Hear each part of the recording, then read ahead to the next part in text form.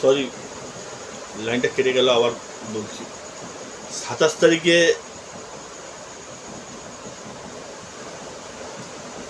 একটা দফা একটা দাবি, মমতা ব্যানার্জির পদত্যাগ। আমার কথা না, ছাত্র ফেডারেশনের কথা। আপামর পশ্চিমবঙ্গবাসী সবার কথা। 27 তারিখে 14 তলায় গিয়ে পদত্যাগপত্র দিতে হবে, এইটাই দাবি। আপনি দেবেন না আমি জানি, আপনি দেবেন না আমি জানি, কিন্তু এই যে সমস্ত লোকেরা এই নবান্নের উদ্দেশ্যে রওনা হচ্ছে, তারা যেন নবান্নের উদ্দেশ্যে যেতে না পারে, তার জন্য নতুন একটা পন্থা আবিষ্কার করেছে আবার খেলা। কি সেই খেলাটা? সেটা হলো বিভিন্ন সিভিক ভলেন্টিয়ারদের নামে ওসিআইসি বিভিন্ন উচ্চ পদস্থ অফিসারদের টাকায় ফেক ফেসবুক অ্যাকাউন্ট খুলে বিভ্রান্তকর মন্তব্য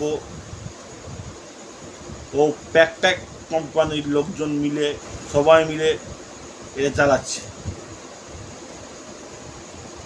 আর আমি বলব, একটা ফ্যামিলি থেকে এক ফ্যামিলি একজন রাস্তায় নামবে, রাজপথে নামবে, এই আশা রাখি। আমি তো যাবই, সেটা আপনাদেরও চাই। এই ডাইনি রানীকে শেষ দেখতে চাই। আমরাই ভোট দিয়ে এনেছিলাম, কিন্তু যেখানে নারীরা সুরক্ষা নাই, রাজ্যে কাজ নেই, স্বাস্থ্য ব্যবস্থা ভেঙে পড়েছে, আপনাদের দলের লোকজন বলছে, এটা আমি কোনো পলিটিক্যালভাবে বলছি না, ভুল করে মনে করুন না পলিটিক্যালভাবে বলছি, কিন্তু আপনাদের দলের লোকজনই বলেছে। মদন মিত্র পিজিতে গিয়ে বলেছিল, মনে আছে তো, স্বাস্থ্য ব্যবস্থা ভেঙে পড়েছে, অর্থনীতি ভেঙে পড়েছে, বারবার লোনের মধ্যে জড়িয়ে যাচ্ছেন, ইলেকট্রিক বিল বাড়িয়ে দিয়েছেন।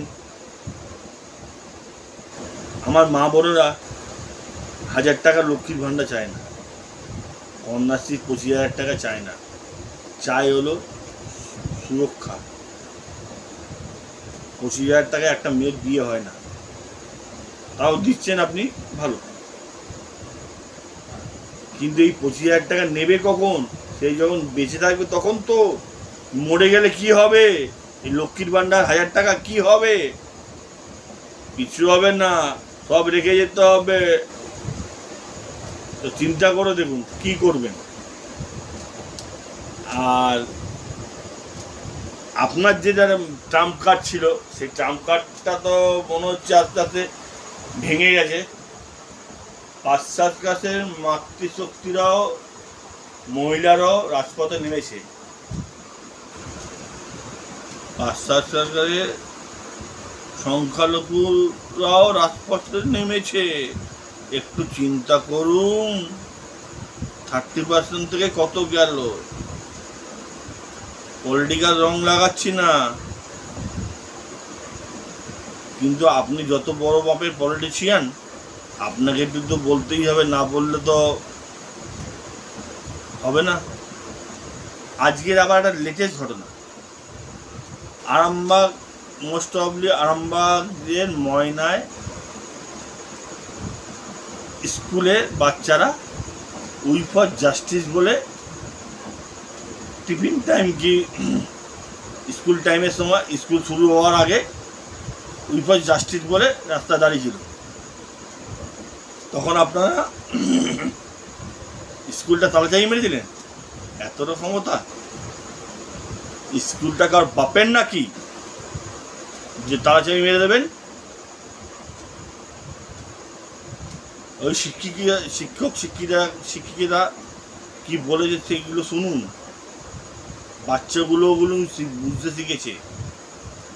আপনাদের বাড়িতেও বাচ্চাগুলো আছে, তারাও বুঝছে কি শাসন ব্যবস্থার মধ্যে দিয়ে চলছি আমরা। না পাচ্ছি মরতে, না পাচ্ছি বাঁচতে, এমন জায়গায় দাঁড়িয়ে আছি। সৎ পথে চললে না পাবে ভাত, অসৎ পথে চললে খাবে মোটা খাবার। সোনার দুল কানে দুল, সোনার দুল পরবেন অসৎ পথে গেলেই। অসৎ পথে তো কজন যেতে পারে? 1-2%। বাকি পার্সেন্ট লোকেরা তো পিছিয়ে মরে।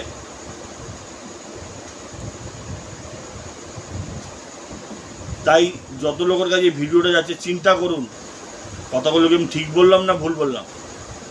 আর পুলিশ,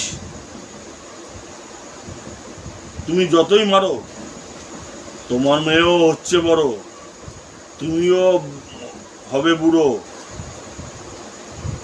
তখন তুমিও চিন্তা করো, এখন থেকেই চিন্তা করো যে কি হবে।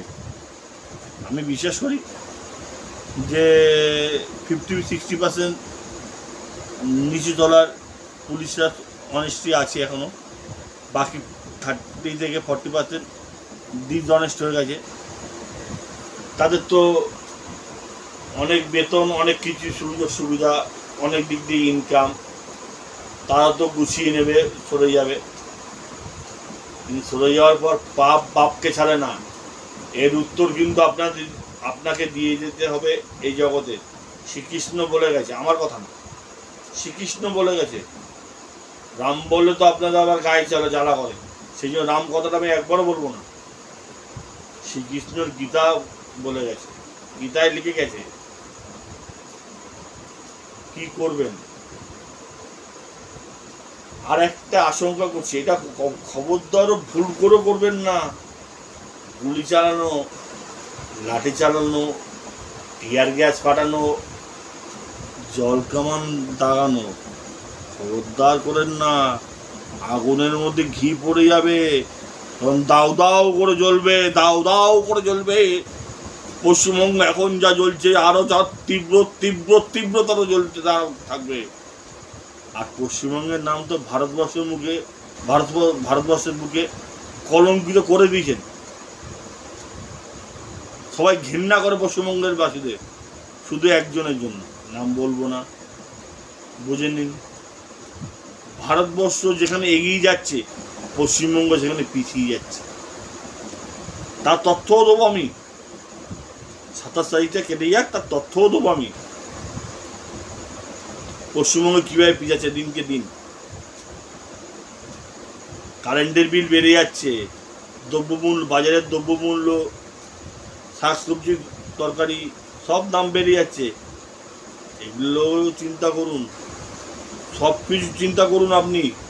তারপর আপনি আপনার পরিবারে আপনি যাবেন নিজের টাকা খরচা করে ভারতবর্ষের ন্যাশনাল ফ্ল্যাগ নিয়ে, তাদের মার খেতে হয়, খাবো, রক্ত বেরোলে বেরাবে। অনেকেই আমাদের স্বাধীনতা সংগ্রামী হাসতে হাসতে গলা জড়িয়ে দিয়েছিল, ফাঁসি নিয়েছিল, কেন? স্বাধীন ভারতবর্ষ দেখার জন্য। তাহলে আপনি একজন জাস্টিসের জন্য কিংবা আপনার ভবিষ্যৎ প্রজন্মের জন্য এটা করে দিতে পারবেন না? মাথা ফাটবে, ব্যথা লাগবে, হতে পারে, আমি বলছি না হবেই, হতে পারে। তা বলে যাব না? নিশ্চয়ই যাব, এর প্রতিবাদ হবেই, সর্বস্তরে হবে। স্কুলের বাচ্চারা বলা আরম্ভ করেছে, সংখ্যালঘুরা বলা আরম্ভ করেছে, কলেজ বলা আরম্ভ করেছে, মহিলারা বলা আরম্ভ করেছে, পুরুষরা বলা আরম্ভ করেছে, বৃদ্ধরা বলা আরম্ভ করেছে। আর কত চুপ করে থাকবে বাঙালি? এবার তো গজরে উঠুন। লাস্ট কথা, এই মিছিলের মধ্যে আমার আশঙ্কা কোনো এক নির্দিষ্ট দলের নির্দিষ্ট লোকজন ঢুকে গিয়ে অরাজকতা সৃষ্টি করবে, তাদেরকে চিহ্নিত করবেন ও চিহ্নিত করে পুলিশের হাতে তুলে দেবেন। আবার বলছি, কিছু দলের কিছু লোকজন এই শান্তিপূর্ণ মিছিলের মধ্যে ঢুকে অরাজকতা সৃষ্টি করে অশান্তি লাগানোর চেষ্টা করবে। তাদেরকে চিহ্নিত করে পুলিশের হাতে তুলে দেবেন। আইন নিজে হাতে নেবেন না। ভারতের সংবিধান বলেনি কখনোই নিজে হাতে আইন তুলে নাও।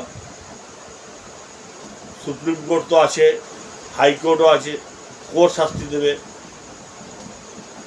আইন শাস্তি দেবে। আপনি আর শাস্তি দেওয়ার কেউ না।